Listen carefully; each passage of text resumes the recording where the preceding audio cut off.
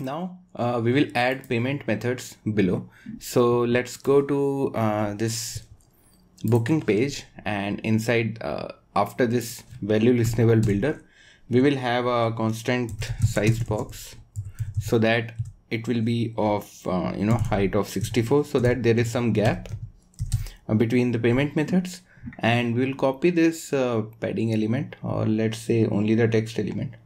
Let's copy the padding element because we need horizontal padding and vertical as well. So we will say payment methods, and below that we will have a list of 3 elements, basically only 3 elements. So we can we can directly use list.generate, and then we can because it's a column, right, and we want everybody to be in a vertical layout itself. So what we will do is we'll use list.generate. This 3 dot is a spread operator. So whatever this list will generate, it will not return a list, but it will return 3 elements. So these 3 elements will become children of this column, and which will be laid out below the text. Ideally payment methods should be coming from servers majorly. So we will actually create some mock files here. So let's first create a package where models will be there, and then inside that let's create another file called payment methods or mock. Okay, and then we will have a final. Here we will have 3 types of payment methods: card, Google Pay, and Apple Pay. So let's create a model file also, which will be, and this file will have payment method class,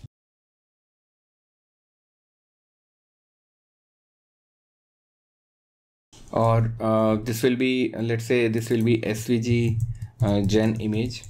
So one more thing that I wanted to tell you is that we can integrate our asset generator with svg images. So to do that, we will go to our perfect.yaml file and tell this generator that, hey, can you also generate with can you also generate svg file, so svg images. So for that it has to be integrated with flutter svg package. So we will say okay, true. So you can generate for this, but since we will be using svg images, and this package itself, the generator package, will also use flutter svg images, so we will have to declare a dependency of flutter svg, and that would be 2.0.1. we will run flutter pub-get command, and meanwhile I will copy my images so that we are able to put these icons, the svg icons, in place. So I have copied this folder, and in the assets I will paste it. So I have these 3 icons: Apple Pay, Card, and Google Pay. Okay, in the perfect.yaml file I will have to mention this, that I have icons as well, and then we will run flutter pub-get command again. Once that is done, this svg image, gen image can be easily generated then. Okay, this file, before that we also have to run flutter watch or build, so that whatever these icons are, it will be able to generate in this file. Whatever the icons are present in this, there will be 3 further files that will be created. So you can see it's for images and photos, it's created.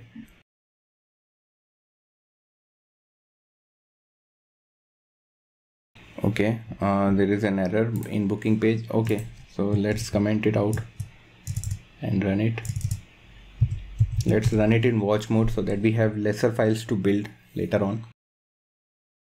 You can already see payment methods is present here. If it's too much of gap, we can reduce it to 48. Okay, it's successfully done. We will go to assets gen, and we can see that svg images are also generated now, and there are 3 entries in this file. Okay, one more thing. Yes, there are 3 entries now, so icons are also present here. Now what we will do in this mock, in this payment method, we can implement this. So we can create a final constructor In the mock we will have 3 payment methods. So first will be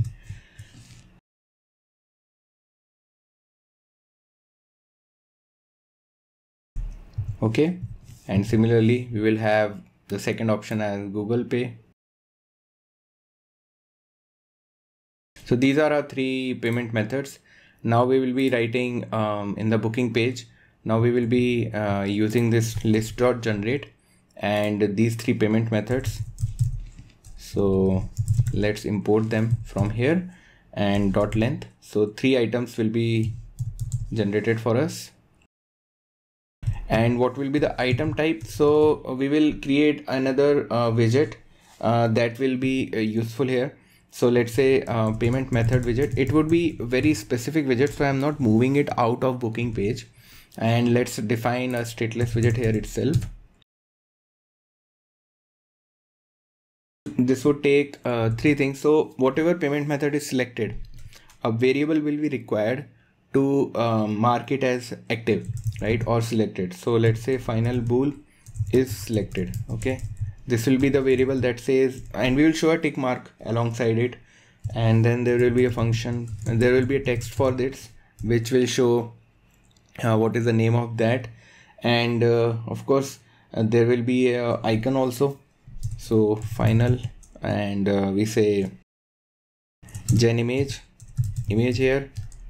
Okay, and then the last thing would be the tappable function, which will help us in getting the callback when this item is tapped. Okay, so on tapped function will be there, and let's define them as a final field. Now inside this placeholder, nothing fancy, I will be using list tile, which is already present in material library, and I will be saying the shape of this will be a rounded rectangle border, and obviously we are following this design guideline which has borders, which has a circular rectangles, so rounded rectangle. So we will be following the same 8 or 16 thing, and then side will be border side. So I want to give it a border color as well. So border side, and the color of that border will be, if it is selected, then the color will be, then the color will be black, otherwise it would be colors.transparent. Okay, so this is that. Once that is done, we are ready with our shape. Now the next parameter would be whether it is selected or not. So this variable will define it. This selection automatically is handled with the help of this variable. If it is selected, then we will say the base tile color will be colors.gray.shade 300, and if it is a selected tile, then the color will change to, I think I have kept it same, but let's say the color will change to shade 400. Okay, and the title would be a text that we pass it to this one, the text, and the style would be, and also if it is selected, again we will do this thing. If it's selected, the font weight will be obviously little bit bolder. So let's say it would be font weight .w600, and if it's not selected, then font weight will be w400. So this is again norm that we are following for boldness in our app. Then there will be a trailing icon, trailing actions that we can provide to it.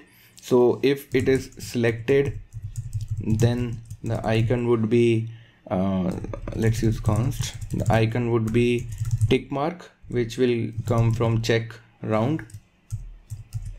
Okay, and this will be our icon. If it's not there, we will simply say don't draw anything. Okay, so this will be like this. Of course, we should have a leading icon as well. So for that we will so this leading takes a widget, I think. Yeah, it takes a widget. So what we will do is image path image dot svg. So this will give us the widget, and now let's check what is the error. Okay, payment method. Yeah, we have to pass these three things. Yeah, is selected has to be decided later. So let's say all are is selected first of all. Okay, and the text is coming from payment methods, the index and the title, and the image is coming from again payment methods, index and image path, and on tabbed function, let's keep it as it is right now. I will tell you why. We will add value listenable here as well. So let's rebuild this UI and let's see how it displays. So this is how it is getting displayed. Okay, don't worry, it can be fixed easily. So in the payment methods, this list style has taken too much of this SVG image has taken too much of space. So let's fix it by giving some width like 30 and some height like 30, and let's see how it looks like. Okay, perfect, looks great. Let's add some padding as well to this, and the padding widget, let's add from all sides. No, for horizontal we would need 16, and for vertical we would need 8. So this is good. The color of the icon is also different. So this is the trailing icon. We need to give it a color. So let's say color would be colors.black. So it has changed to black. Now all are selected. If they are not selected, let's see how they look like, and they look like this. Okay, great. Is it okay?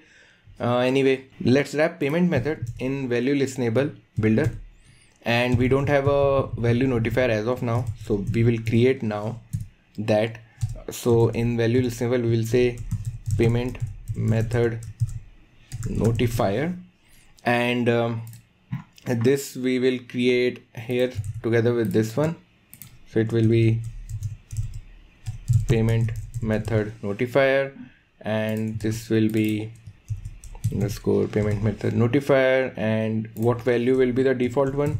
So payment methods, the first value will be the default one as selected. So we'll go back here and we'll say that if and this will be changed, so value will be the second parameter, and if payment methods index is equal to value, then we say that okay, it's selected, is a subtype of the other. Okay, what we can do is we can only deal with integer values. Let's deal with integer values. So the selected one will be the first element. Okay, and here what we can do is we can compare the index with value. Okay, and we can say when it is tabbed, let's say payment method notifier dot value equals to the index, and that's it. Let's rebuild this application. So now we go here, click on book and click on this. Nothing is happening. I don't know why. Oh, because in the payment method we have not called this on tabbed function, the same mistake that we did before. So we can simply say on tab and call on tabbed. I think that should work. So when I click on this, now we are able to switch between these elements, right? It looks good, and there is a ripple effect, nice ripple effect.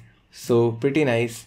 Now we can go to proceed to payment page. So when I click on this, nothing is happening, right? So in next part we'll see a payments page, and we will see a form. We will validate that form and continue with that, and we will also submit the form and show success and failure screens.